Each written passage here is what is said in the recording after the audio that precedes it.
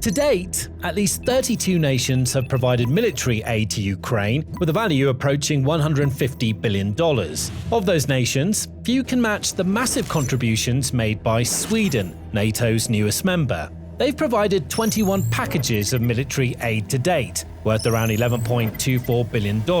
Around 80% of the total aid Sweden has provided. The equipment includes advanced modern equipment like the Trident Mk2 air defense system, soon to be delivered, and the Archer 155mm self-propelled howitzer.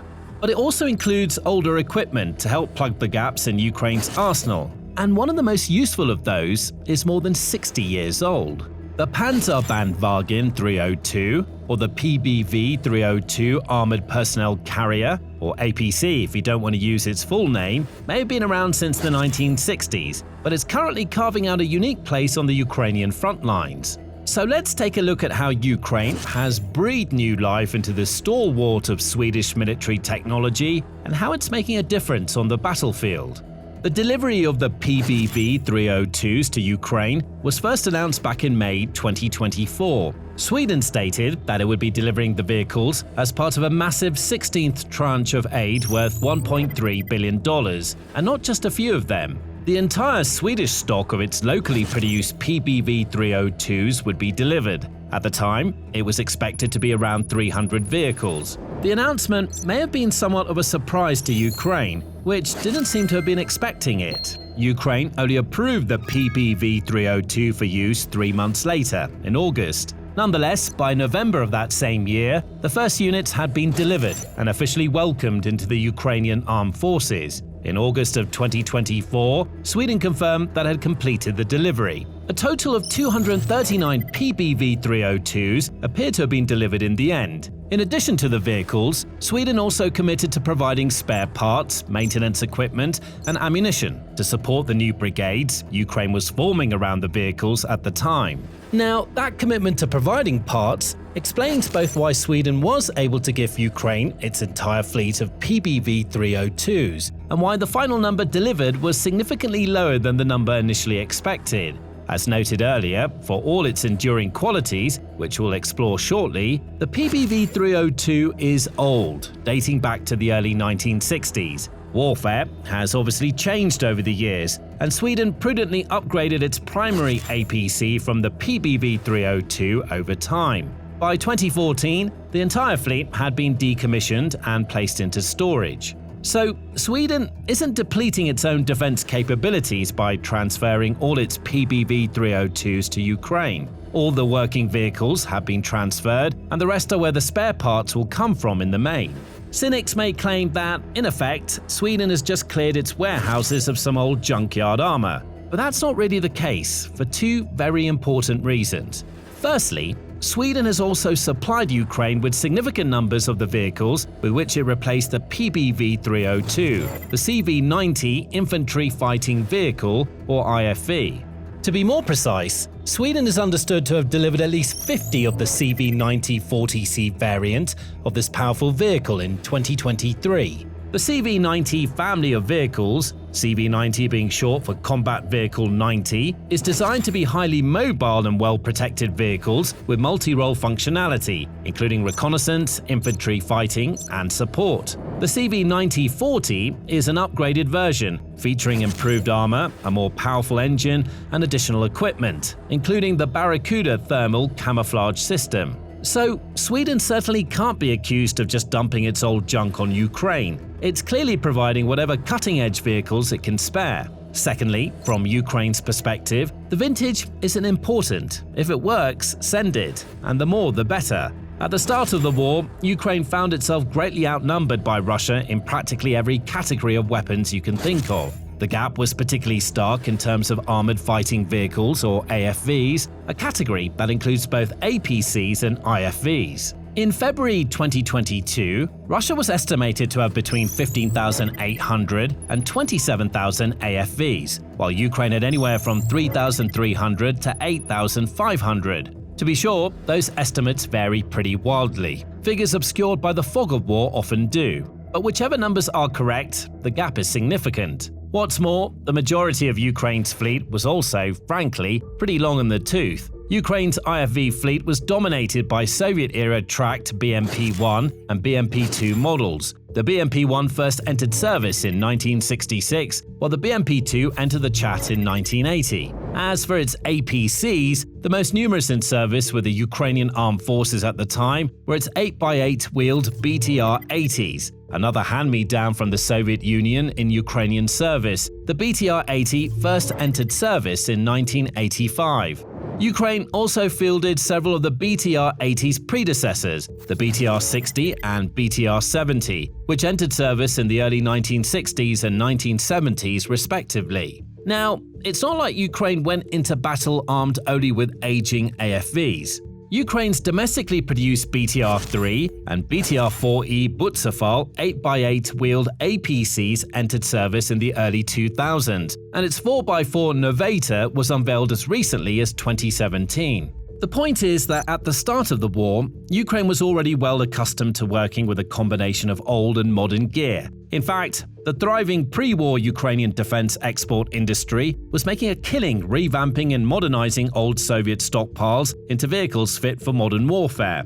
During the war, Russian armor stockpiles had been absolutely smashed in Ukraine. By the end of Q1 2026, roughly 9,500 AFVs had been damaged or destroyed, along with embarrassing quantities of practically every other class of military equipment. But Ukraine has also taken significant losses, especially since the Russians hauled themselves into the same ballpark as the Ukrainians with respect to game-changing FPV drones. It doesn't really matter where the armor comes from, or to a large extent how well it's made. Sooner or later, skilled FPV operators figure out the weak spots and incapacitate them. As a result, Ukraine opened its arms to all manner of AFVs from donors, and Ukraine's partners obliged. During the course of the war, a broad array of AFVs from different places have arrived and keep on arriving. In addition to the aforementioned Swedish CV-90s, at least 2,000 Rochelle Senators from Canada, 300 M2A2 ODS SA Bradley infantry fighting vehicles, and 30 M1 Abrams from the US, 280 VABs from France, 110 Marder 1A3s from Germany, 36 Patria AMV XPs from Finland and Latvia, and hundreds of US-made M113s have entered the Ukrainian fray, among others. Like Ukraine's pre-existing fleet, the foreign arrivals range in age from modern to early Cold War era. The Rochelle Senators are the most recently introduced of the bunch, entering service in 2018. The Patria AMV 8x8 wheeled armored modular vehicle entered service in 2004, with a more advanced XP variant developed even later. The CV-9040 debuted in 1993, the Marder 1A3 variant in 1988, the M2 Bradley in 1981, the VAB in 1979, and the legendary M113 in 1961. So, it's not like the age of PBV-302 sticks out like a sore thumb. Ukraine commonly fields at least 3 of its 1970s contemporaries, the BMP-1, BMP-2, and M113. The question is, how does the PBV-302 stack up against them? What do the Ukrainian forces using them say? Well, it's a tad unfair to compare their performance against modern AFVs like the CV-90 and Bradley. That's a bit like comparing 3rd and 5th generation aircraft or dial-up and broadband internet. But we can compare them against the 1960s peers, particularly the BMPs. That's because the M113 is technically an APC, while the others are considered to be IFVs. What's the difference? An APC is designed primarily to transport infantry safely to the battlefield. It typically offers protection from small arms and shrapnel, but has limited firepower, primarily in the form of a machine gun. An IFV, on the other hand, is built for combat, transporting infantry safely to the battlefield and allowing them to fight from within the vehicle. It typically features heavier armaments, such as autocannons and ATGMs, and better armor than APCs. The PBV-302 was specifically developed as an IFV. When the vehicle was first commissioned from manufacturers Haglund and Sonur, it was specified that the crew should be able to fight effectively from the vehicle against enemy infantry, armored vehicles, and slow aircraft. However, as we'll see a bit later on, the Ukrainians are using it primarily as an APC, and for very good reasons. Now, don't forget to subscribe to the channel if the latest military news and insightful analysis of military affairs is what you're after. That's what we specialize in here on the Military Show. So click that subscribe button so you never miss out. Now, serial production of the PBV-302 began in the city of Örnsköldsvik in 1966 and continued until December 1971, with a total of 644 produced. Incredibly, the Swedes managed to produce them at a cost of around 233,000 kronor each, less than $50,000 at the time. That's still pretty cheap adjusted for inflation today, which puts them at around $430,000. The low cost was achieved by using fully developed civilian Penta THD 100B 280 horsepower engines and Penta R60 gearboxes from Swedish motor giant Volvo. They also picked undercarriage units that were already being manufactured in large quantities for foreign light combat vehicles. But don't let that low cost and pragmatic part sourcing fool you into thinking that the Swedes skimped on quality on the PBV-302 in any way. The 23mm thick fully welded steel armor and dual-layer side armor plates protected infantry from small arms and lower power guns up to 20mm caliber. At the time, that was better protection than that offered by the M113 and the FV432, its main rivals. That's still true today, and it's also better protection than that on the BMP-1 and BMP-2. However, all of these vehicles are vulnerable to rounds larger than 20mm, RPGs, ATGMs, and those eternal flying pests, FPV drones. The proliferation of these drones has meant that it's practically suicidal to send out any armor without adding specialist anti-drone protection to the original protection. And the Ukrainian PBV-302s are no exception. Footage shows grills, camo nets, and anti-drone pipe frames attached to the original armor. That said, the Ukrainians say it's debatable how effective this extra protection is. Skilled FPV drone operators, they insist, eventually find the weak spots anyway. It's the PBV-302's armor, they insist, that makes the difference compared to the BMP. It protects what matters most, the lives of the crew, who usually manage to get out before the vehicle is destroyed.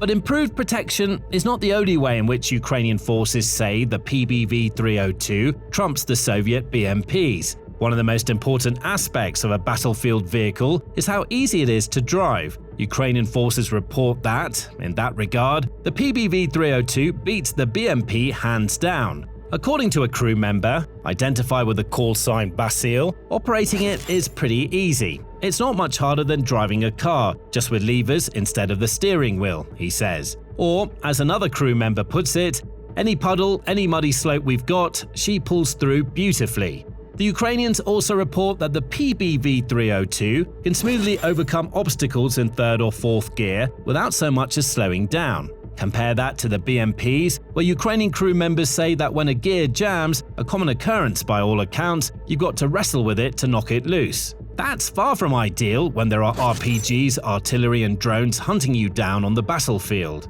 Indeed, another potentially critical aspect of AFVs, where the Swedes seem to have taken a lot more care than the Soviets, is ease of repairs. AFVs are complex machines that need to operate across diverse and unforgiving terrain like that in Ukraine. They break down, and when they do, the longer it takes to fix them, the more likely they are to be hunted down. Ukrainian forces say that, unlike with BMPs, you don't even need to leave the vehicle to inspect or provide maintenance to the engine. Everything is accessible from inside the cabin, according to a driver identified as Kuba. Compared to a BMP, you had to take half the engine apart just to take off the starter. Here, everything is easier to access. It's cool. It runs smoother. Another crew member elaborates. The engine access is really well thought out. It sits under the cover you're actually sitting on. The cover comes off with 3 bolts right here. If we got a hose, a sensor, a filter change, or we need to bleed the system, we do all of that without leaving the vehicle, right from the commander's seat. Ukrainian drivers say it's also much harder to make a PB302 throw a track. This is a common malfunction in tracked vehicles, where the drive sprockets lose alignment with the caterpillar track, usually due to incorrect tension. As one driver points out, what's great about the Swedish vehicle is that the tracks can be tightened right from the driver's cabin. We can tighten or loosen them based on the situation we're in. This ability to adjust track tension also makes it easier to adapt to different road surfaces, essential for long-term consistent performance. According to one Ukrainian crew member, at the training base, we put a serious number of kilometers on it. Not once did the tracks throw a shoe. Compared to our BMPs, it's very hard to detrack. Another important area where the PBV-302 outperformed the BMPs is the interior design. Crew and passenger comfort has never been front and foremost for Russian armored vehicle designers, and the BMP family is certainly no exception. The Swedes, on the other hand, like most Western designers, appear to have given the matter considerably more thought. The PBV-302 can carry 3 crew members, a driver, gunner, and commander. The driver's cockpit is centrally located at the front, flanked by positions for the commander and the gunner. The fact that the engine and transmission are positioned under the floor allows for an optimized interior layout for transporting up to 8 passengers. That's the same as the BMP-1 and 1 more passenger than the BMP-2. But according to the Ukrainians, the Swedish vehicle is much more comfortable even for troops in body armor. The PBV-302 has 8 seats for dismounts, plus storage space where the troops can keep their weapons, extra ammo, or rations. Compared to the BMP, where one Ukrainian soldier says that at his height he has to fold himself in, the Swedish vehicle offers considerably more legroom and headroom. That's one of the features that makes the PBV-302 excel in its primary role in Ukraine as a kind of battle taxi. With a top speed of 42 miles per hour, it's in the same ballpark as the M113, BMPs, and even more modern AFVs like the Bradley and CV90. But as a transporter, compared to the BMPs, it offers several advantages. For one thing, the PBV-302 has been optimized for dismounts. The vehicle's design includes 2 large rear doors for troop entry and exit. Above the troop compartment, hydraulically operated hatches controlled by the commander allow soldiers to engage from within the vehicle. A pressure-sensitive strip under the hatches thoughtfully prevents accidental closure when hands or weapons are in contact. As a Ukrainian crew member explains, "These doors have 2 closing positions. To close them in the normal, unhurried way, we just close them. If we need a quick close, we flip out a special leg and shut the door. No handle needed, nothing. They don't seal tightly, but it's very fast when you need it." That ease and flexibility in dismounting no doubt contributes to the enhanced passenger survivability that the Ukrainians say the PBV-302 provides. It's also an essential feature for one of the primary roles the vehicle is playing for Ukraine: medical evacuations. Unlike the BMPs and most other AFVs, the standard PBV-302 was designed to effectively handle medical evacuations without special modifications. To be sure, several variants and upgraded versions of the PBV-302 were produced, including the 302A, B, and C AFV variants, the Strip BV-3021 Command Post variant, the EPBV-3022 Artillery Observation variant, and a specialized medical evacuation variant with the cumbersome designation of SJU KT-PPBV-3026. Since Ukraine has received Sweden's entire stock, it's likely received at least a few of the 3026, but according to the Ukrainians, the standard variants are also particularly useful in the medical evacuation role. The interior can be easily reconfigured to make space for up to 4 stretchers at once. As our Ukrainian crew member explained, "If we need to evacuate 4 wounded guys on stretchers, we break all of this down. It all comes off. The mounted equipment gets removed, hung on the seats, and we can lay 2 casualties up top and 2 down below." You can't do that in a BMP. Like the PBV-302, both of those vehicles are also amphibious. But according to the Ukrainians, the Swedish vehicle again comes out on top. That's because it's propelled by its tracks when in water, unlike the water jets used by BMP-3s or wheeled BTR vehicles. Before entering water, a 2-part trim vane at the front is deployed, and bilge pumps are engaged to maintain buoyancy. Now, for all these advantages over the BMPs, there is one area where the PBV-302 is clearly inferior, and it's significant. In fact, it's the reason why the vehicle is primarily being used in Ukraine as an APC and medical evacuation vehicle, and not in its original role as a fighting vehicle. It's armament. On the face of it, the problem isn't obvious. The main armament of the PBV-302 is a 20mm Hispano-Suiza automatic cannon, mounted on a 1-person turret located to the left and slightly to the rear of the driver. With a 500 rounds per minute cyclic rate, it has an elevation of +50 degrees and a depression of -10 degrees. The turret can traverse through a full 360 degrees, allowing for flexible engagement against both ground and air targets. That's significantly more firepower than the M113's .50 caliber machine gun. However, the BMP-1 and BMP-2 are more powerful, with 73mm and 30mm cannons respectively. In addition to being less powerful than the BMP's cannons, the Hispano-Suiza on the PBV-302 suffers from a couple of major drawbacks. The first issue is with the ammunition feed. The vehicle carries 3 belts of 135 high-explosive rounds each, plus 30-round box magazines for all ammunition types. That's a considerable amount of firepower. The problem is the time it takes to fire it all off. As the crewman explained, the magazine is 3 rows, and we can load 30 rounds, and that cannon can fire up to 8 rounds per second, meaning that in an intense firefight, you'll be swapping magazines every few seconds, and every one of those pauses is a window of opportunity for the enemy. If we run out of rounds in the cannon, we can't fire. Can't fire, we're as good as dead. By comparison, Bradleys and BMP-2s feed ammunition and belts of several hundred rounds, allowing sustained fire for far longer without interruption. Just as problematic is the fact that the cannon doesn't have a stabilizer, so it can't fire on the move. In one Ukrainian gunner's words, "On the move it's chaotic, rounds are going nowhere, we need to work on a tree line, we stop, the gunner acquires the target, we fire, and then we move."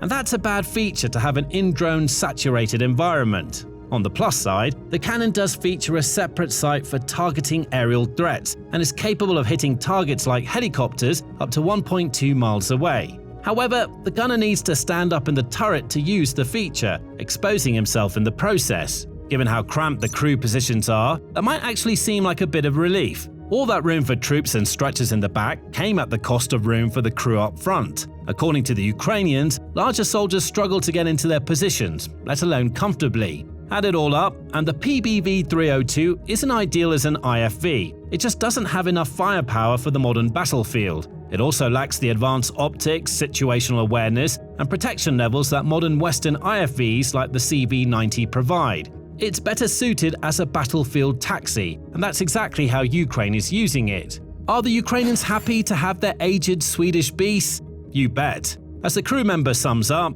good vehicle. Nothing bad to say about it. Sure, it has its quirks, but a machine of that age, and it still works, still gets the job done.